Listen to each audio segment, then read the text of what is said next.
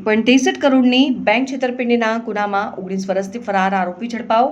વાડી પોલીસ સ્ટેશનમાં છેતરપિંડીના ગુનામાં આરોપીને ઝોન 3 સેલવાસમાંથી ઝડપી પાડ્યો। વડોદરા શહેરના વાડી પોલીસ સ્ટેશનમાં વર્ષ 2007માં નોંધાયેલા ₹1.63 કરોડની બેંક છેતરપિંડી અને વિશ્વાસઘાતના ગુનામાં છેલ્લા 19 વર્ષથી નાસ્તા ફરતા આરોપી અતુલ રસિકલાલ તન્નાને ઝોન 3 નાસ્તા ફરતા સ્કોડે સેલવાસમાંથી ઝડપી પાડ્યો છે। ટેકનિકલ અને હ્યુમન ઇન્ટેલિજન્સના આધારે આરોપીનું લોકેશન ટ્રેસ કરી તેને કાબૂમાં લઈ વધુ કાર્યવાહી માટે વાડી પોલીસને સોંપવામાં આવ્યો છે।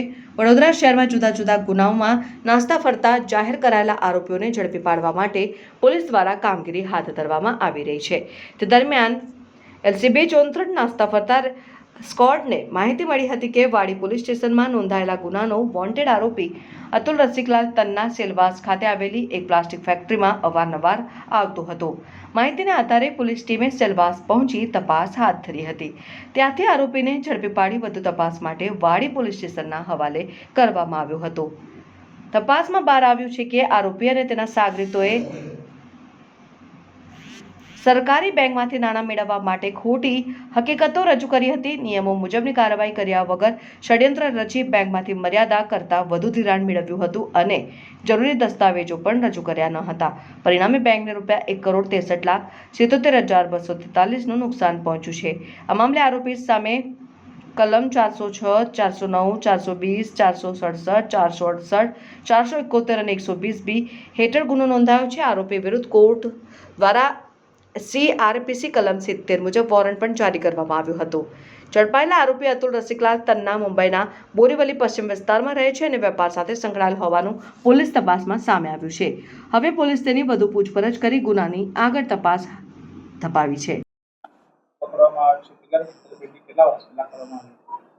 અત્યારે નાસ્તા ફરતા આરોપીને પકડવા માટે ઝોન 3માં એલસીબી સાથે અને દરેક પોલીસ સ્ટેશનમાંથી અમુક માણસો બોલાવીને નાસ્તા ફરતા સ્કોડ બનાવવામાં આવ્યો હતો અને તેમની પાસે જે માહિતી મળી હતી તેના આધારે 2007માં એટલે કે આજથી 19 વર્ષ પહેલા એક 406-420નો ગુનો દાખલ કરવામાં આવ્યો હતો, જેમાં 1,60,00,000ની ચીટિંગનો ગુનો હતો।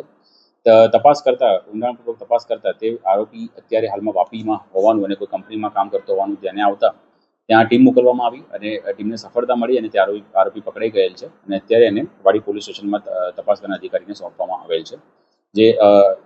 જે આરોપી છે તેનું નામ અતુલ તન્ના કરીને એમનું નામ છે અને તેઓની કંપની કઈ બોમ્બે અને વાપીમાં એમની કોઈ ફેક્ટરી પણ હોવાનું સામે આવ્યું છે। એમની પોતાની ઇન્ડસ્ટ્રી એમણે એસ્ટાબ્લિશ કરી છે, જે પ્લાસ્ટિકની કોઈ વસ્તુ બનાવે છે અને ત્યાં જ એમનું કામ ચાલતું હતું। એમના સિવાય પણ અન્ય આરોપી માટે પણ અત્યારે હાલમાં તપાસ ચાલુ છે।